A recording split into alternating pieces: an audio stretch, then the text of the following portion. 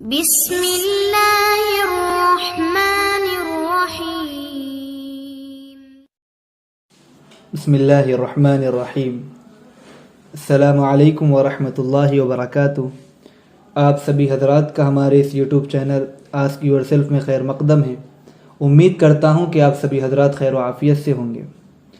آج ہم اس ویڈیو میں جانیں گے اس واقعے کے بارے میں جو محمد صلی اللہ علیہ وسلم کی ولادت سے 50 دن پہلے پیش آیا، جسے واقعہ فیل کے نام سے یاد کیا جاتا ہے۔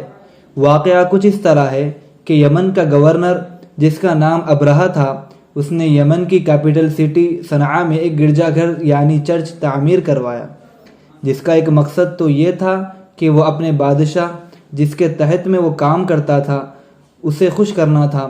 پھر دوسرا مقصد یہ تھا کہ جس طرح لوگ کعبۃ اللہ کو دیکھنے کے لیے آتے ہیں اسی طرح اس چرچ کو بھی دیکھنے کے لیے آیا کریں۔ اس کی وجہ یہ تھی کہ جب ابرہہ نے دیکھا کہ کعبۃ اللہ کو دیکھنے کے لیے لوگ دور دراز سے آ رہے ہیں، جب لوگ آئیں گے وہاں تجارت ہوگی اور عربوں کو اچھا خاصا فائدہ ہوگا، اور اسی کی وجہ سے عربوں کی ساری دنیا میں عزت ہے، سارے لوگ انہیں سردار مانتے ہیں وغیرہ وغیرہ۔ پھر جب یہ بات عربوں کو معلوم ہوئی تو وہ غصے سے بھڑک اٹھے۔ وہ لوگ یہ بات بالکل بھی برداشت نہ کرتے تھے کہ کعبۃ اللہ کے برابر کسی اور چیز کی بھی عظمت کی جائے۔ آخرکار انہوں نے یہ بات ٹھان لی کہ کچھ نہ کچھ ایسا کیا جائے کہ جس کی وجہ سے اس گرجا گھر کی عزت مٹی میں مل جائے۔ پھر انہوں نے یہ تجویز اختیار کی کہ رات کے وقت اس گرجا گھر میں قیام اور آرام کرنے کے بہانے سے اس میں توڑ پھوڑ کی جائے اور اس عمارت کا حلیہ بگاڑ دیا جائے۔ پھر اسی طرح ہوا اور اس عمارت کی عظمت کو ختم کرنے کے لیے وہاں غلاظت بھی کر دی گئی۔ اب عربوں کی اس حرکت پر ابرہہ کو غصہ آنا فطری امر تھا۔ اب ابرہہ نے یہ طے کر لیا کہ میں کعبۃ اللہ کو منہدم کر کر ہی دم لوں گا۔ پھر ابرہہ اپنے ساتھ ساتھیوں کے لشکر کو لے کر نکلا۔ پہلی بات تو عربوں نے کبھی ہاتھی دیکھی نہ تھی، کیونکہ وہاں ہاتھیاں پالنے کا مزاج نہیں تھا۔ اگر کسی نے دیکھ بھی لیا تو اتنا بڑا ہاتھی کبھی نہ دیکھا تھا جتنا بڑا ہاتھی ابرہہ کے پاس موجود تھا، جو بہت ہی طاقتور اور بہت بڑا تھا۔ جب وہ مکہ مکرمہ پہنچا، چند قبائل نے اسے روکنے اور مقابلہ کرنے کی کوشش کی، مگر وہاں کوئی منظم فوج نہ تھی، جس کے نتیجے میں ابرہہ ان تمام کو شکست دیتا ہوا، ان تمام کو ہار دیتا ہوا آگے بڑھ گیا۔ پھر آگے بڑھ کر اس نے آپ صلی اللہ علیہ وسلم کے دادا عبد المطلب کے اونٹوں پر قبضہ جما لیا، اور وہ یعنی عبد المطلب اس وقت کعبۃ اللہ کے متولی ذمہ دار تھے۔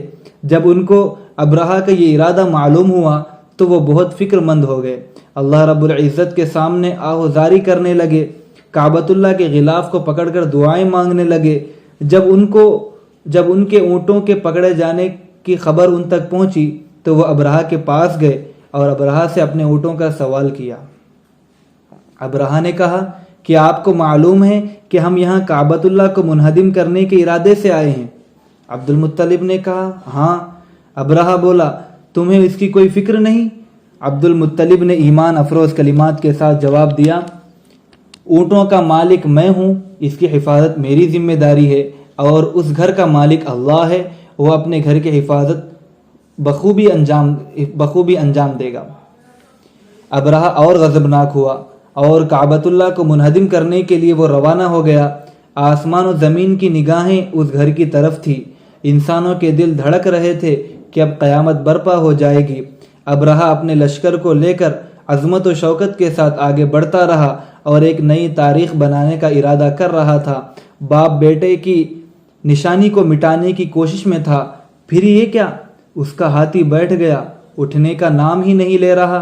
ابرہہ نے ضد پکڑی اور آگے بڑھتا رہا۔ پھر اللہ نے اپنی قدرت دکھلانے کا فیصلہ کر لیا۔ اتنے بڑے لشکر کو چھوٹی چھوٹی ابابیل چڑیا سے سنگ باری کر کے پتھر کنکریاں گروا کر ہلاک و برباد کر دیا۔ پھر دنیا اس وقت اس منظر کو دیکھ کر انسانوں کے دلوں میں کعبۃ اللہ کی عظمت و عزت اور زیادہ بڑھ گئی۔ اسی واقعے کے تقریباً 50 دن بعد جناب محمد الرسول اللہ صلی اللہ علیہ وسلم کی ولادت باسعادت ہوئی۔ محمد صلی اللہ علیہ وسلم کے اس سال کو ولادت کے اس سال کو عام الفیل یعنی ہاتھی کا سال اور عام الفتح بھی کہتے ہیں۔ اس سال میں اللہ رب العزت نے بہت برکتیں رکھی تھی۔ عربوں کو اس سال میں بہت زیادہ فائدہ ہوا، تجارت میں اور کاشتکاری وغیرہ میں۔ الغرض یہ واقعہ اللہ رب العزت کی قدرت کی ایک بہت بڑی نشانی ہے، اور محمد صلی اللہ علیہ وسلم جس سال میں پیدا ہوئے وہ بھی بابرکت، جس شہر میں پیدا ہوئے وہ بھی بابرکت، جس قبیلے و گھرانے میں پیدا ہوئے وہ بھی بابرکت۔ ان ساری برکات کے ساتھ آپ صلی اللہ علیہ وسلم کو اللہ رب العزت نے رحمت للعالمین بنا کر اس دنیا میں مبعوث فرمایا۔ مولایا صلی وسلم دائما ابدا علی حبیبک خیر الخلق کلہم۔ اور اس چینل کو سبسکرائب کریں اور لوگوں کے ساتھ زیادہ سے زیادہ اس کو شیئر کریں، لائک کریں، اور آپ اس ویڈیو کو کیسے دیکھتے ہیں نیچے کمنٹ باکس میں کمنٹ کریں۔ السلام علیکم ورحمۃ اللہ وبرکاتہ۔